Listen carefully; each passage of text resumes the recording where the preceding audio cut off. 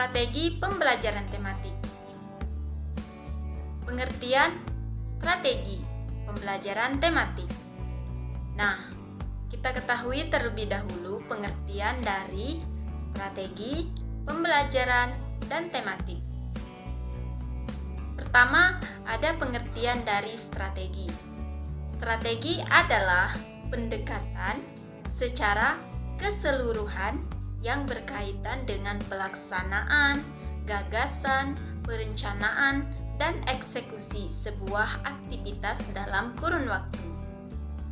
Yang kedua, ada pengertian dari pembelajaran.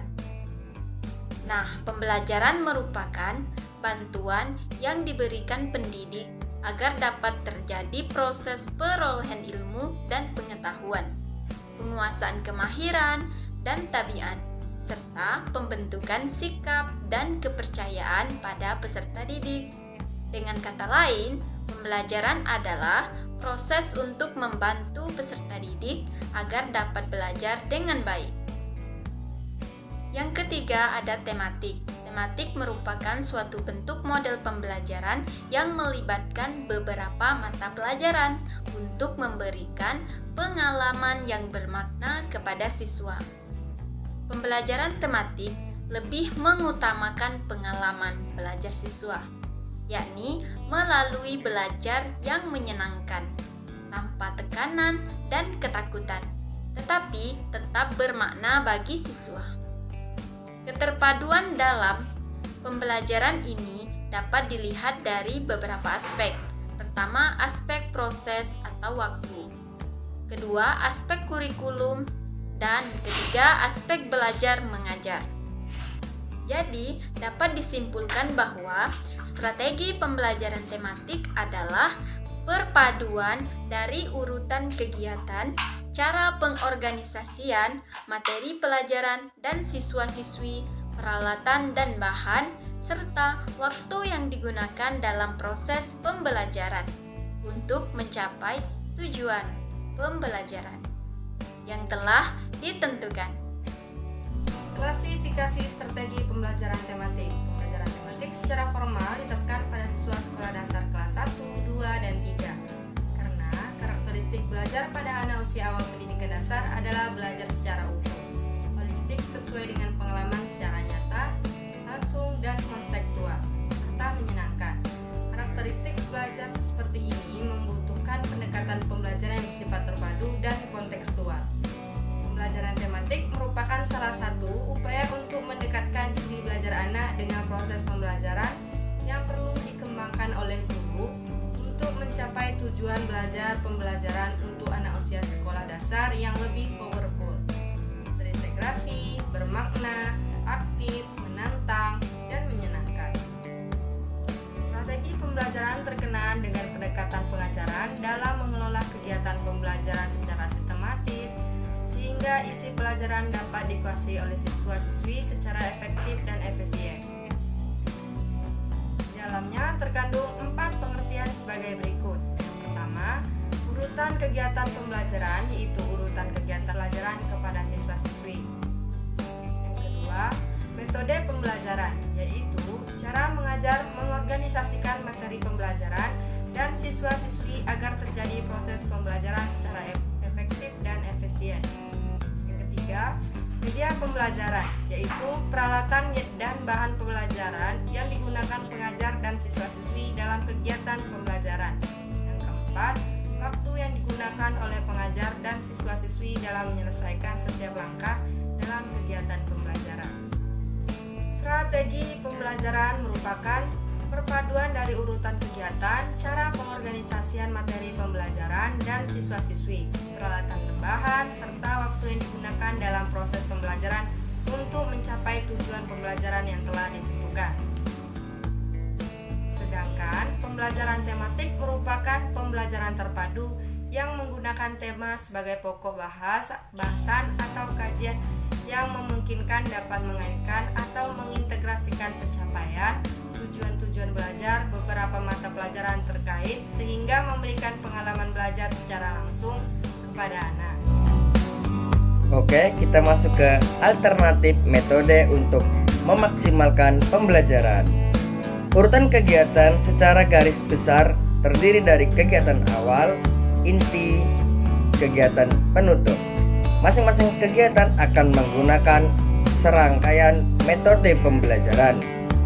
Nah, ada beberapa alternatif metode yang akan kita gunakan pada pembelajaran kelas awal, artinya pada usia dan kondisi anak kelas awal. Alternatif metode antara lain dapat diklarifikasikan sebagai berikut. Pertama, pembelajaran langsung dengan metode ceramah, tanya jawab, demonstrasi, latihan, dan lain-lain. Kedua, pembelajaran tidak langsung dengan inquiry, studi kasus, pemecahan masalah, dan peta konsep.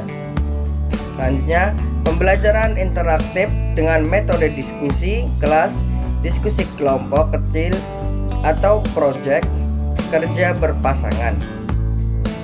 Selanjutnya, pembelajaran mandiri dengan metode pekerjaan rumah, proyek penelitian, pelajaran berbasis komputer, dan pelajaran melalui pengalaman dengan bermain peran, observasi, atau survei simulasi.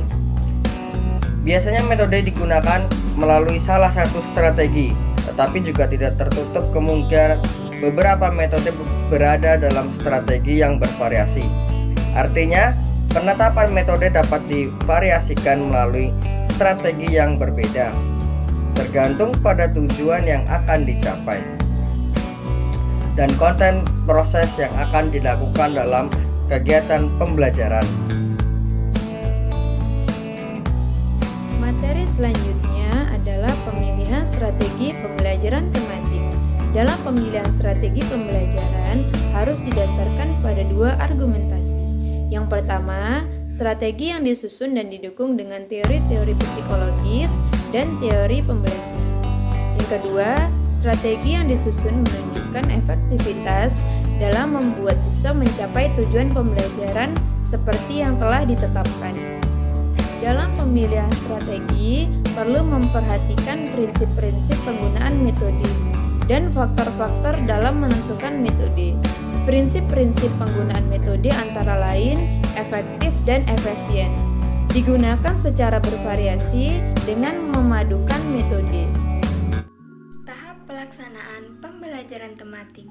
Untuk yang pertama ada kegiatan awal pendahuluan atau pembukaan. Kemudian kegiatan ini terutama dilakukan untuk menciptakan suasana awal pembelajaran untuk mendorong siswa maupun siswi memfokuskan dirinya agar mampu mengikuti proses pembelajaran dengan baik. Nah, dimaksudkan untuk mempersiapkan siswa-siswi agar secara mental siap mempelajari pengetahuan, keterampilan, dan sikap baru. Nah, sifat dari kegiatan pembukaan adalah kegiatan untuk pemanasan.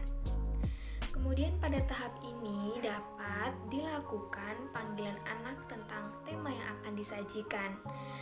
Beberapa contoh kegiatan yang dapat dilakukan adalah berdoa sebelum belajar, kemudian ada bercerita, kemudian ada kegiatan fisik, jasmani maupun rohani, dan menyanyi.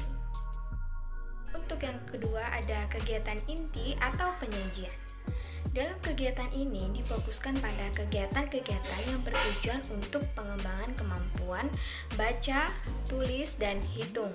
Nah, penyajian bahan pembelajaran ini dilakukan dengan menggunakan berbagai strategi atau metode yang bervariasi dan dapat dilakukan secara klasikal, kelompok kecil, ataupun perorangan. Kemudian untuk yang ketiga ada kegiatan penutup atau akhir dan tindak lanjut.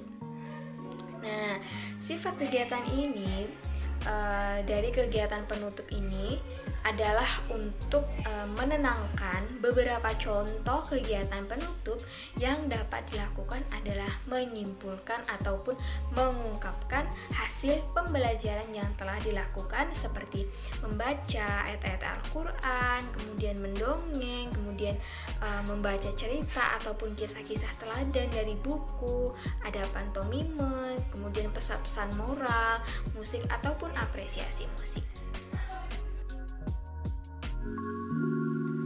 Materi yang terakhir yaitu rancangan strategi pembelajaran tematik. Nah, dalam rancangan strategi pembelajaran tematik yang diterapkan dalam pembelajaran tematik yaitu ada 4 komponen. Yang pertama yaitu ada waktu. Nah, di sini guru harus bisa membagi waktu untuk setiap langkah dalam pendahuluan, penyajian, dan penutup dalam kegiatan pembelajaran.